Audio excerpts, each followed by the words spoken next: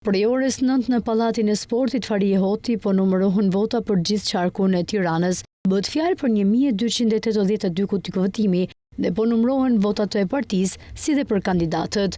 Nga ky proces përjashtohen kutitë e diasporës.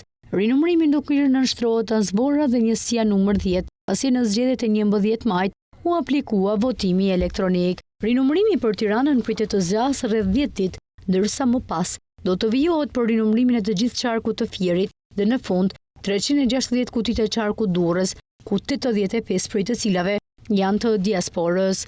Procesi i ankimimeve të zgjedhjeve të 11 majit nga Partia Demokratike, e cila pretendon manipulim dhe trem bullgar, duke kërkuar pavlefshmëri dhe përsëritje zgjedhjesh, ka kaluar në fazën përfundimtare në shkallën e tretë. Pas certifikimit të rezultateve nga KQZ dhe më pas KAS, ky i fundit ka kaluar i numërim total vetëm Tiranën dhe Fierin, për qarqet, pa votën e diasporës dhe të pjesëshëm Durrësin bashkë me diasporën në këtë qark. Tani ankimimet e Partisë Demokratike i kaluan dhe kolegjit zgjedhor.